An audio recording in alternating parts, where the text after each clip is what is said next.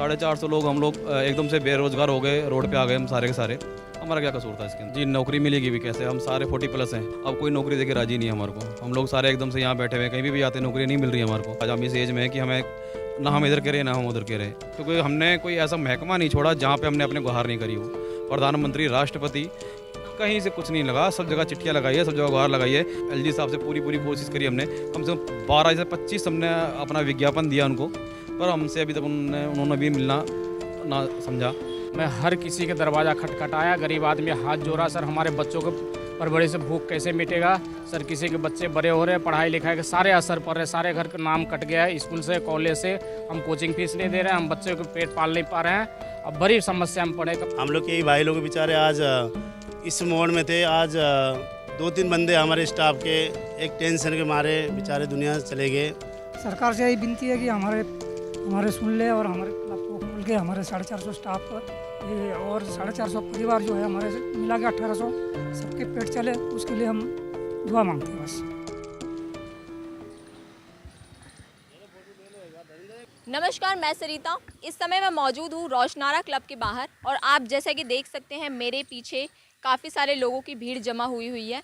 आपको बता दूं कि रोशनारा क्लब को 29 सितंबर 2023 को सील कर दिया गया था और अब मेरे पीछे जो मौजूद हैं वो लोग गुहार लगा रहे हैं एलजी साहब से कि जो क्लब को सील किया गया है उसको वापस से खोल दिया जाए, क्योंकि इस सील किए हुए क्लब के पीछे 450 परिवार हैं जो कि अपना गुजर बसर नहीं कर पा रहे हैं। आज उसी की मांग को लेकर यहाँ पर लोग मौजूद हैं। चलिए आइए बात करते हैं उनसे किस तरीके से उनके घर का गुजर बसर हो रहा है, क्योंकि 29 सितंबर से लगातार ये लोग धरने पर बैठे हुए हैं लेकिन इनकी सुनवाई अभी तक नहीं हुई है। तो सर क्या कारण क्या था इस क्लब को पहला नंबर था, नमस्कार, मैं रोशना क्लब यूनियन के प्रेसिडेंट हूँ मैं। कारण तो हमें खुद को नहीं पता, क्योंकि मैनेजमेंट ने हमें बताया नहीं यहाँ के रोशनारा के कि क्या हुआ था, क्या था, क्या नहीं था इनका। और कितने साल पुराना है ये 100 साल हो गए इसको। 100 साल जी। तो अचानक से डीडीए को ऐसी क्या सूझी कि क्लब को सील करना पड़ी? वो कहते हैं कि हमारी लीज़ आपकी ख़त्म हो गई है और इन्होंने शायद बढ़ाई नहीं मैनेजमेंट ने, तो उन्होंने इसको सील कर दिया कि हम अपनी प्रॉपर्टी ले रहे हैं। पर कहने का मतलब ये है कि हर क्लबों के लीज़ बढ़ी है, जैसे कि जिम खाना क्लब, मशानी क्लब, हर किसी को बढ़ा था, इसका ही बढ़ाना चाहिए था। 450 लोग हम लोग एकदम से बेरोजगार हो गए, रोड पे आ गए हम सारे के सारे।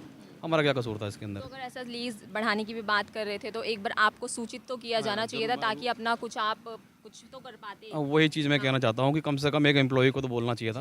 अगर डीडीए ने अगर उनको 30 से 40 साल से यहाँ पे नौकरी कर रहा है तो उसका एक्सपीरियंस तो यही माना जाएगा। किसी नई जगह पे भी अगर वो जाता है तो वो किस आधार पर ही नौकरी? जी नौकरी मिलेगी भी कैसे? हम सारे 40+ हैं, 45 या 48 साल मान लो ऐसे हैं, अब कोई नौकरी देके राजी नहीं है हमारे को। हम लोग सारे एकदम से यहाँ बैठे हुए हैं, कहीं भी आते नौकरी नहीं मिल रही है हमारे को।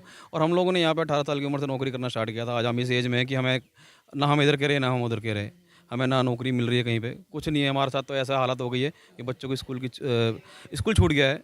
जिनकी बेटियों की शादी थी उन्होंने आगे पोस्टपोन करा दिया, क्योंकि पैसे नहीं है। जब नौकरी नहीं है तो कोई कर्ज भी नहीं देता, पता ही है आपको, कर्ज नहीं देगा तो उन्होंने आगे पोस्टपोन कर दिया। मतलब बस से हालत हो गई है हमारी। 6 महीने हो गए, 6 महीने से ज़्यादा हो गया हमें यहीं बैठते हैं, हम रेगुलर बैठ रहे हैं यहाँ पे। कोई ऐसा दिन नहीं है कि हमारा ना जाता हो। बस कोई न्यूज़ चैनल वाला आता नहीं है यहाँ पे, और आप आए यहाँ पे, आपका शुक्रिया।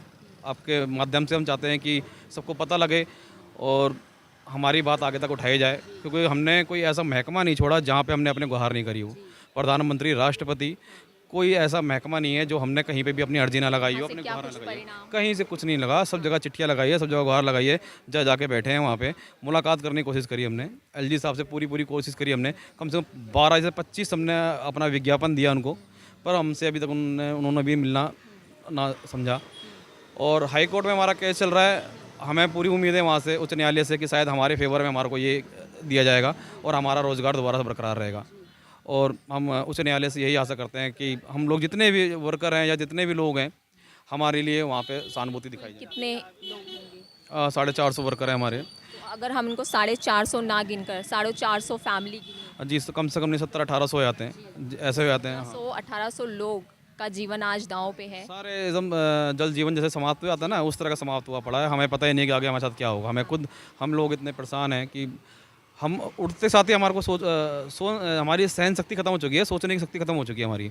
और रोज़ ये भी सोचते हैं शायद आज अच्छा होगा, आज कुछ अच्छा होगा। ऐसे करते करते हमने 6 महीने निकाल दिए। ऐसे मेरा नाम उमेश कुमार साहनी है मैम। मैं यहाँ से 6-7 महीना करीब होने जा रहा है।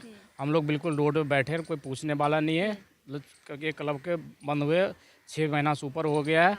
मैं हर किसी के दरवाज़ा खटखटाया, गरीब आदमी हाथ जोड़ा, सर हमारे बच्चों के परवरिश से भूख कैसे मिटेगा, सर किसी के बच्चे बड़े हो रहे, पढ़ाई लिखाई के सारे असर पड़ रहे, सारे घर का नाम कट गया है, स्कूल से कॉलेज से हम कोचिंग फीस नहीं दे रहे हैं, हम बच्चे को पेट पाल नहीं पा रहे हैं। अब बड़ी समस्या में पड़े, कम से कम 6 महीना से ऊपर हो गया है, हमें कोई पूछने नहीं आ रहा है। इस गेट पे ऐसे भूखे प्यासे धूप में जैसे तैसे हम लोग पड़े हैं कि हमारा दुख सुने, लेकिन आज तक किसी ने हमारा दुख नहीं सुना आज तक। चाहे वो नेता हो या अभिनेता हो या कोई भी हो, दिल्ली के कोई भी अधिकारी हमारा दुख आज अभी तक नहीं सुना है। तो जैसे कि जब ये क्लब बंद होने वाला था तो क्या आपको इससे पहले कुछ नहीं बताया गया कि इतने दिन को ये होगा, ऐसा होगा? हमें कुछ नहीं बताया गया, ना हमें नोटिस दिया गया और न कुछ दिया गया। यहाँ पर कम से कम हम 28 साल 30 साल से नौकरी करने वाले, 35 साल वाले भी है और इस कगार पे है कि 45 46 47 उम्र में कहाँ जाएंगे, कहाँ हमें नौकरी देंगे, कौन हमें रोटी खिलाएंगे, कौन हमें बच्चों के पेट भरेंगे। इस उम्र हमें कोई नौकरी नहीं मिल रहा है। और मैं तो यही कह रहा हूँ गुहार से एलजी साहब से, जो ये मीडिया के माध्यम से, कि हमारा गुहार सुने और हमारे बच्चों को कुछ सोचे, बस यही कह सकता हूँ और इससे ज़्यादा तो मैं कुछ नहीं कर सकता। आज 6-7 महीने से हम लोग यहाँ बैठे हैं धरने में और हर जगह हमने चिट्ठी विट्ठी हर जगह लगाया। कोर्ट में भी हमारा केस चल रहा है, हाई कोर्ट में, तो शायद उस बेस में शायद कोर्ट से कोई सुनवाई हो, उसी उम्मीद से हम आशा करके बैठे हुए हैं। आज 7 महीने से बेचारे हमारे कई लोग बेचारे गरीब भाई लोग हैं, 30 साल 35 साल से काम कर रहे हैं, आज इसी उम्र में कहाँ जाएंगे। हम सरकार से भी हाथ जोड़ के विनती करते हैं और डीडीए से भी विनती करते हैं, हमारा कसूर क्या है। हम लोग तो सुबह कमाते थे, रात को घर में चूल्हा जलता था। आज हमारे छोटे छोटे बच्चे हैं, स्कूल का फ़ीस छूट गया, स्कूल छूट गया, मतलब कई परेशानी है। तो कसूर हमारा तो नहीं है। जिस हिसाब से देखो मैनेजमेंट किया, सरकार की लड़ाई के बीच में हम गरीब बंदे पिस गए। तो सरकार से गुजारिश करता हूँ हमारी आवाज़ सुने और हाई कोर्ट में हमारा केस चल रहा है, उनसे भी एक आशा करते हैं और विनती करते हैं सरकार से, हमारी गरीब बंदों को एक उम्मीद जो है लेके बैठे हैं और आगे तक बैठते रहेंगे। हमारा नौकरी और हमारी जो स्टाफ का जितना भी जो 450 कर्मचारी है, उनके फैमिली, किसी के घर के जो कमाने वाले जो परिवार हैं, आज इस मोड़ में बैठे हैं। किसी के घर में राशन नहीं है, किसी के घर की भाई स्कूल की पढ़ाई, कई चीज़ इनको करता है। इस चीज़ में हमारा आज तक कोई से सुनवाई नहीं हुई। हम लोग कई भाई लोग बेचारे आज इस मोड़ में थे। आज 2-3 बंदे हमारे स्टाफ के एक टेंशन के मारे बेचारे दुनिया से चले गए। उनसे मैं ऊपर वाले से हाथ जोड़ विनती करता हूँ उनके आत्मा को शांति मिले। बाकी मैं आप लोगों से गुजारिश करता हूँ, आप लोग आके हम कम से कम हमारे एक पूछते हैं भाई आपके मतलब क्या स्थिति है, कम से कम आप लोग आके कम से कम पूछ तो रहे हैं। कम से कम सरकार तो हमारी आवाज़ तो सुन ही नहीं रही है, क्योंकि आज 7 महीने से बैठे हैं और आगे तक बैठते रहेंगे, लड़ते रहेंगे। क्योंकि देखो हमें इस टाइम रोज़गार कौन देगा, 40 प्लस है, हर इंसान की एक एज है 40 प्लस है, तो कहाँ जाएंगे। 20 साल 25 साल से काम कर रहे हैं मैम। और बाकी आप लोग से ही हमारी आवाज़ आगे तक पहुँचाए, आपसे भी रिक्वेस्ट करते हैं। और हम कोर्ट से भी हाथ जोड़ के विनती है, वो भी हमारी आवाज़ सुने। और कुछ आशा है और उस आशा के बुजुर्ग हम बैठे हैं और हमारे शायद ऊपर वाला सुने, यार जो भी हमारे एलजी साहब जो कोर्ट के जो हमारे जजेस है जो अच्छा फैसला दें, उसी में हम आशा करके बैठे हैं। किस तरीके से गुजारा चल रहा है आपके घर? ऐसे जैसे आते हैं यहाँ गुहार लगाते हैं, हाँ, लेकिन कोई सुनवाई नहीं। कोई सुनवाई नहीं है। तो अब क्या सोचा है आगे? आगे की उम्मीद है कि ये क्लब खुलेगा, दोबारा हमें नौकरी मिल जाए। तो क्या कहना चाहेंगे सरकार से? सरकार से यही विनती है कि हमारे सुन ले और हमारे क्लब को खोल के हमारे 450 स्टाफ का और 450 परिवार जो है हमारे से मिला के 1800 सबके पेट चले, उसके लिए हम दुआ मांगते हैं बस। तो जैसा कि आपने देखा कि यहाँ पर मैं आपको बैनर्स भी दिखा दूँ कि इस गेट पर किस तरीके से बैनर्स लिखा हुआ, हमारे घर में चूल्हा कैसे जलेगा, हमारे एलजी साहब हमारी मांगे पूरी करो।